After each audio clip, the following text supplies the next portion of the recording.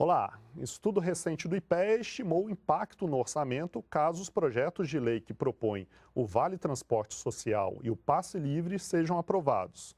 E é sobre o custo e o financiamento do transporte público urbano que vamos debater nesta semana.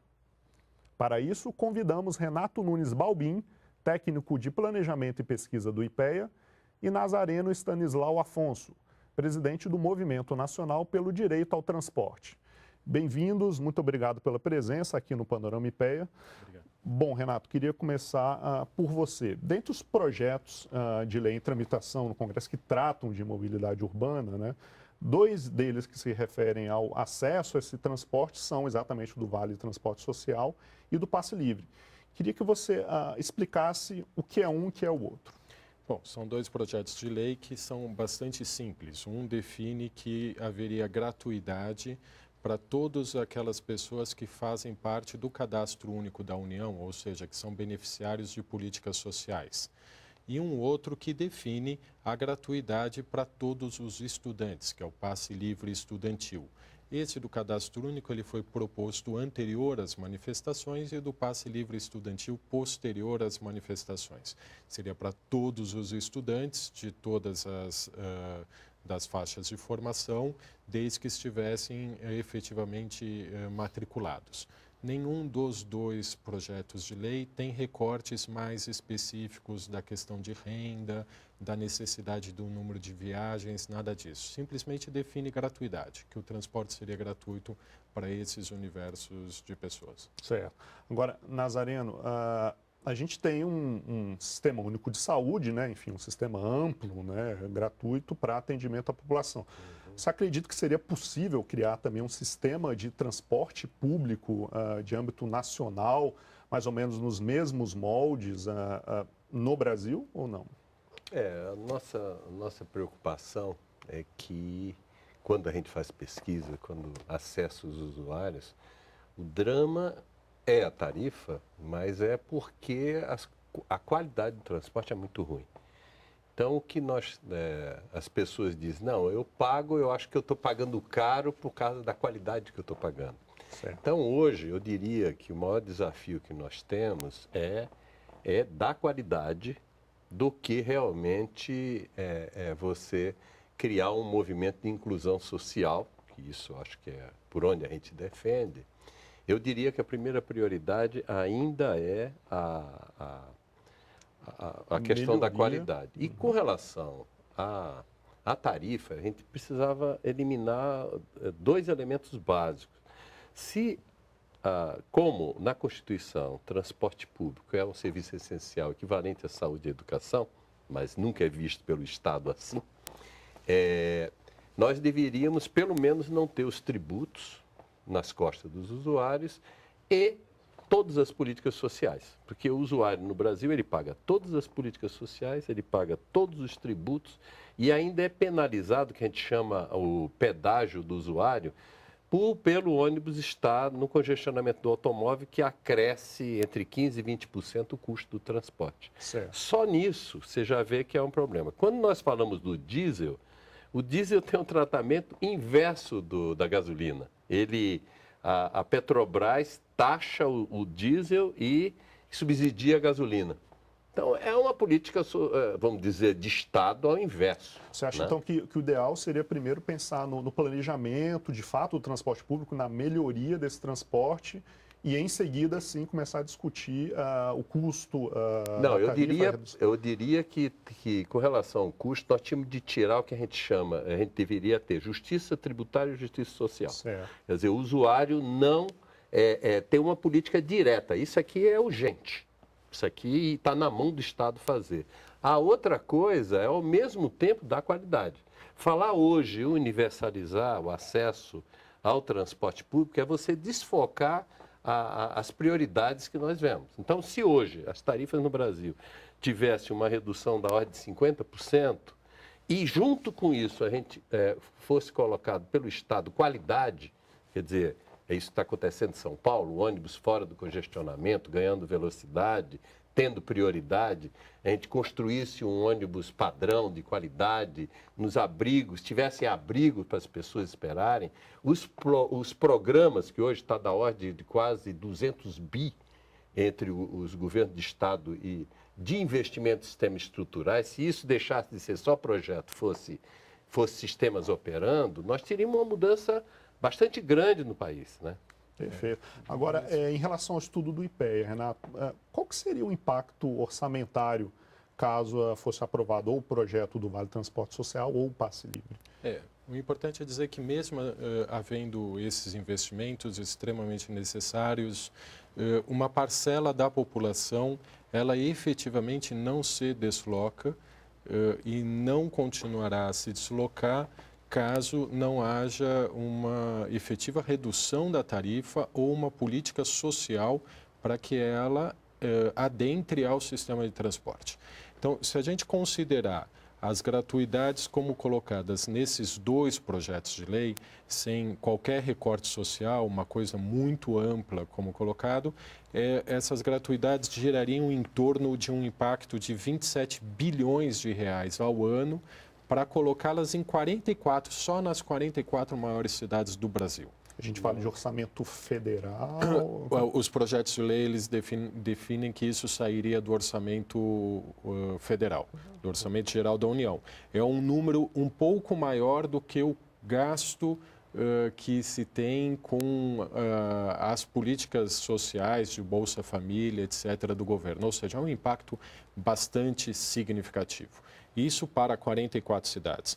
O que a gente fez nesses estudos do IPEA, e indo justamente no sentido aqui do que o Nazareno colocou, foi refazer esses cálculos, tirando a oneração, os tributos do valor da tarifa, ou seja, fazendo justiça social com justiça tributária, porque não tem o menor sentido pensarmos em pagar uma gratuidade que no meio do caminho nós pagamos também o tributo do Estado e do município. Né? Isso não é uma política social, seria repassar recursos para os cofres públicos dos outros entes da nação. Então, reduzindo ou, quer dizer, zerando os impostos, e não pagando efetivamente tarifa, mas pagando a remuneração do transportador, ou seja, você tira o custo da gestão, né, do sistema de transporte, você tira os impostos e, além disso, você faz um recorte social para dar gratuidade para aquele que realmente não se desloca, Exato. Esse custo cai substancialmente, chegando a 4 bilhões de reais. Já seria um ótimo avanço. É um ótimo avanço e a política passa a ser mais efetiva. Muito bem. Bom, a gente vai para um breve intervalo, continuaremos nossa conversa daqui a pouco. No próximo bloco, nós vamos discutir o REITUP, que é o Regime Especial de Incentivos para o Transporte Coletivo Urbano e Metropolitano de Passageiros. Voltamos logo.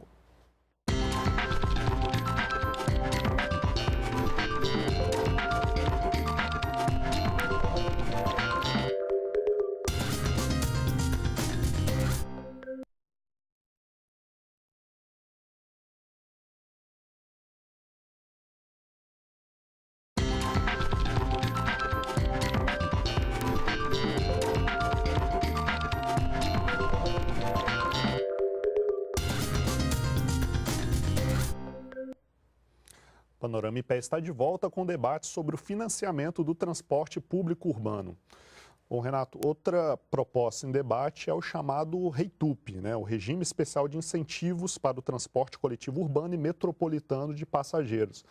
Ele pode realmente ajudar no barateamento das tarifas?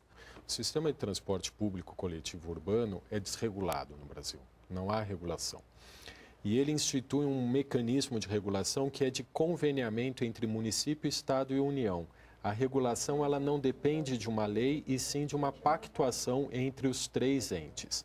É essa pactuação que vai definir a desoneração. O município, o Estado e a União vão falar: tiramos todos os nossos tributos.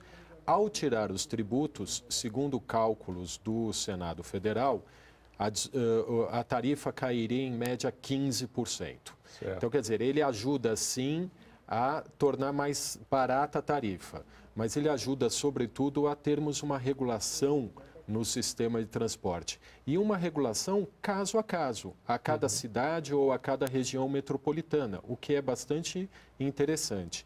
E essa regulação com controle social, que o REITUP, esse projeto de lei, define, a existência de conselho de transporte, que as planilhas sejam abertas, que os modelos econômicos para mostrar o custo da tarifa sejam auditados ano a ano e etc. Tudo isso ao longo do tempo, com certeza vai propiciar que a tarifa baixe e o sistema melhore como um todo. Agora, na sua opinião, assim, em termos realmente do preço da tarifa, seria quanto a redução? 10 até 15 centavos, mais ou menos? Isso depende de cada uma das cidades, em média em torno de 15%. O que a gente, inclusive, defende é que, junto com o mecanismo do REITUP, se agreguem outras políticas que possam abaixar ainda mais a tarifa. Por exemplo, a questão das gratuidades ou do subsídio cruzado, né, baixando o valor do combustível, do diesel e etc. Então, quer dizer, o conveniamento ele passa a permitir que outras políticas, né, se agreguem ali para baixar cada vez mais a tarifa. Na sua opinião, Nazareno, seria uma boa opção para a redução das tarifas, o REITUP? Não há dúvida sobre isso, né? Mas essa luta do REITUP ela já vem, né? Então, nós tivemos uma meia vitória quando o PIS e COFINS deixaram de compor a tarifa. Isso dava 7,5%. Então, esses 15% que ele está falando, nós deveríamos agregar mais 7,5%. Quer dizer, quando nós lançamos o REITUP, ele seria já de 22%, 23%. A gente chegava a falar até, às vezes, 25%. E agora, nos estudos, o que está se falando é esse 15%. Agora, o que o Renato está falando é fundamental. Por quê? Lá no REITUP, agregando do que ele falou, nós temos também o bilhete temporal. Certo. Isso é um avanço de cidadania gigantesco, porque nós, na área de transporte, nós trabalhamos sempre na integração física, né? Quer dizer, a pessoa vai para um terminal, daquele terminal ele vai para outro e ele não paga uma segunda tarifa. Isso, lembrando de São Paulo, dá uns 15% faziam uma segunda transbordo. Com o bilhete temporal, o usuário ele vai poder escolher onde ele vai integrar. E ele pode usar para fazer o transporte público algo mais vamos dizer, mais moderno. O cara pode, por exemplo, pegar o transporte público, descer, comprar um pão no meio do caminho, e depois continua a viagem. Enquanto ele estiver naquelas 2 horas, tem lugar que é 2, outros lugares que é 1. Então, isso muda radicalmente a qualidade e aumenta o número de viagens. São Paulo, devido ao que eles chamam de bilhete único, São Paulo, eles aumentaram por volta de 30% quem usa. Aquilo que era 15, quase que dobrou, né? E aqueles que tinham a segunda ganharam aquela diferença de tarifa, aquela segunda tarifa que ele pagava. Então, ele de cara, para aqueles que tomavam, por exemplo, 2 conduções, ele teve uma redução de 50% da sua tarifa de imediato com bilhete único. Então, você imaginar isso no Brasil. Agora, o que ele falou é outra coisa interessante.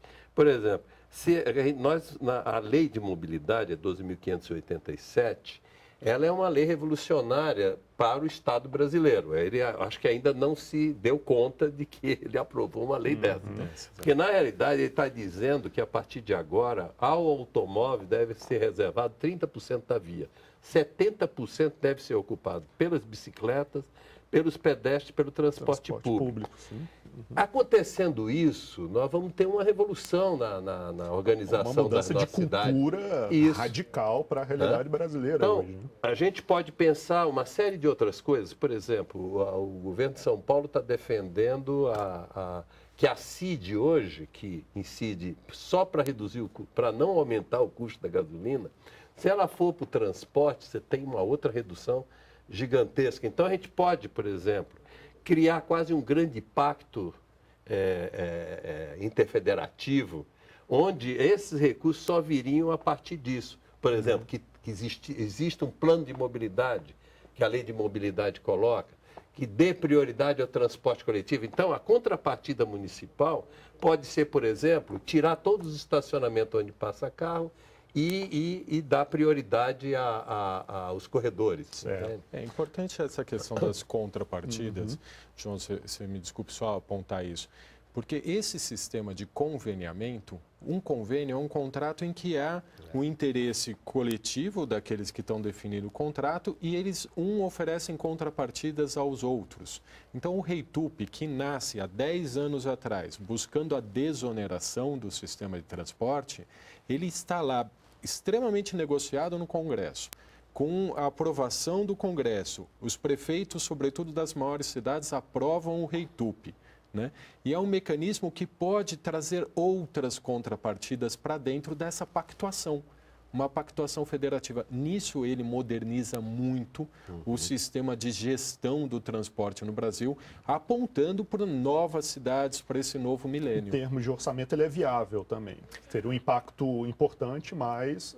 Não, hoje no orçamento da União o impacto dele é quase inexistente, porque a União já fez todas as desonerações, só falta fazer a desoneração do PIS/COFINS de importação de peças para veículos do transporte público. Isso é muito pequeno. Então, para a União, o impacto é muito pequeno. Para a maior parte dos municípios, também o impacto é pequeno, porque os municípios já desoneraram o ISS.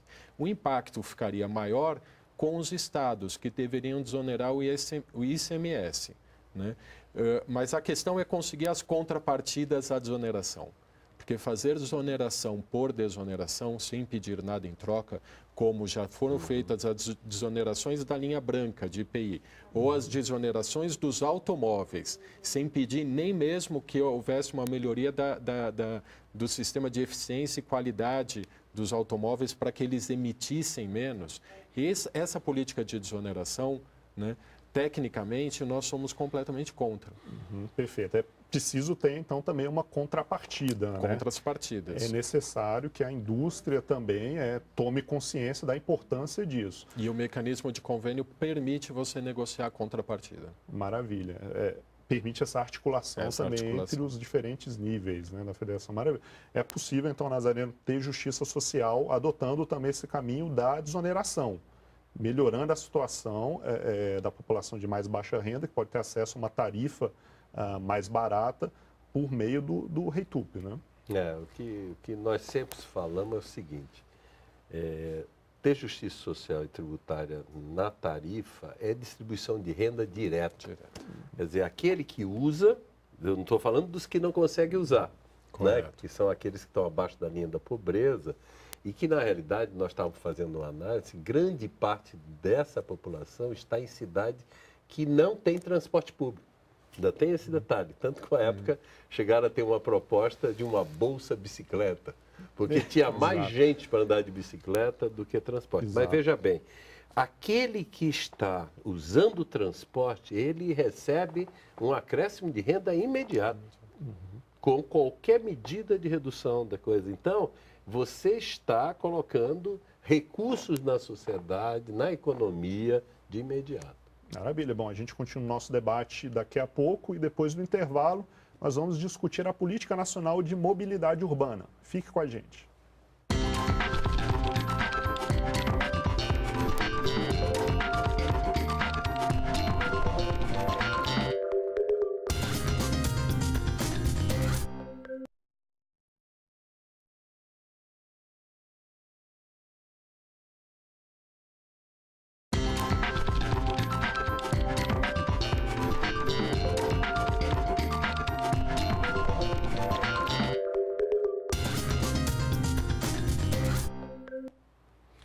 Bom, voltamos com o nosso debate sobre o Vale Transporte Social e o Passe Livre. O Nazareno, queria que você comentasse a lei que trata da Política Nacional de Mobilidade Urbana, né? É uma boa lei? Como fazer para que as medidas sejam, de fato, efetivadas, colocadas em prática? O governo sancionou em janeiro de 2012 e entrou em entrou em prática mesmo a Lei 12.587, que é da Política Nacional de Mobilidade Urbana. Essa lei, ela é produto de uma movimentação social de anos a fio, né? Eu venho, uma boa parte da minha vida, eu assessorei lutas populares e várias das bandeiras que a gente pôs, a gente conseguiu colocar. Mas ela tem um elemento estrutural nela, né? Ela coloca, em primeiro lugar, a democratização da via pública. A via pública hoje ela é usurpada por um modal que é responsável por 30% das viagens, que é o automóvel. Quer dizer, então, nós gastamos um número cabalístico, sei lá que se dizem, que a gente gastou 1 trilhão em sistema viário. O automóvel, ele ocupa disso pelo menos 80%. O resto é calçado e transporte público. Então, o primeiro ponto fundamental dessa lei é isso, é democratizar essa via. Ela não pode ser apropriada desse jeito. Pelo transporte individual. Pelo transporte, né? Da forma que ele é, com a liberdade que ele tem de uso, seja para estacionar, que aí a gente acha que é vamos dizer, o uso mais improdutivo possível, é o estacionamento, ou seja, para circular. E hoje, junto com essa lei, veio uma outra coisa muito boa. Esse modelo de mais automóvel, mais sistema viário para atendê-lo, faliu. Eu acho que qualquer cidadão que tenha seu carro sabe que não tem como abrigar esse aumento da frota. Foi um aumento justo, porque as cidades se espalharam, ter automóvel, nós temos um país continental, as pessoas querem viajar, precisam de automóvel. É uma facilidade. Então, os setores de renda mais baixa que acessaram é um direito, né? A gente não questiona em momento nenhum esse direito, isso aí. Então, a questão da lei é que ela trata disso como ela trata de outros elementos, como tarifa, como regulação dos contratos e tudo mais. Perfeito. Bom, Renato, nós recebemos aqui pelo Twitter uma pergunta do Júnior Esteves. Aí ele pergunta quando as planilhas de custo do transporte serão abertas. Quando? Elas serão abertas a cada uma das cidades, muito resultado das movimentações sociais, da construção da cidadania, da imposição mesmo pela cidadania que elas sejam abertas. A lei define que o sistema de transporte ele tem que ser licitado, as licitações são públicas, a maior parte das nossas cidades não está em conformidade com a lei, então depende, inclusive e sobretudo, da cidadania de procurar Ministério Público, fazer denúncias, buscar a abertura dessas planilhas. O que a gente defende também é que uma lei como o REITUP seja aprovada, porque existe toda uma série de mecanismos de controle social em que a planilha é só mais um dos elementos. Né? Então, assim, a gente tem que avançar muito num sistema de transporte que não tem regulação. Então, quando a cidadania for cada vez mais reforçada. É sobre isso que estamos vivendo no Brasil esses últimos meses. Maravilha. Aproveito para fazer outra pergunta que chegou pelo Twitter, Renato. Essa é do Henrique Mendes, ele é de Uberaba. O passe livre, se sancionado, vai vigorar em todo o país? Se sancionado da maneira com que ele está, ele vigoraria em todo o país para todos os estudantes e teria um impacto só nas 44 maiores cidades que a gente calculou de 17 bilhões de reais. Ou seja, se sancionado, eu entendo que ele não seria executado, porque não haveria como ter recursos para executá-lo. O que justamente a gente está com os cálculos técnicos defendendo é que haja recortes sociais, haja desoneração, haja outros mecanismos de que você consiga pagar, sim, a gratuidade para estudantes, mas, sobretudo, para aqueles que efetivamente necessitam da gratuidade. Certo, maravilha.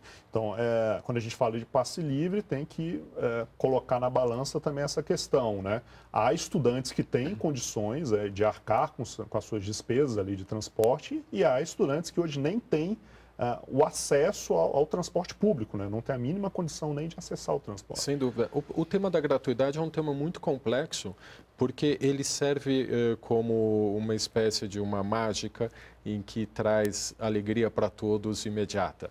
vamos falar de gratuidade pós-manifestações sociais. Um sem número de cidades estão aprovando leis de gratuidade, etc., sem definir ao certo de onde vêm os recursos, a maior parte das vezes, inclusive, onerando o próprio sistema. Quem paga a tarifa vai pagar pela gratuidade. Então, a gratuidade é necessária para grupos específicos, né?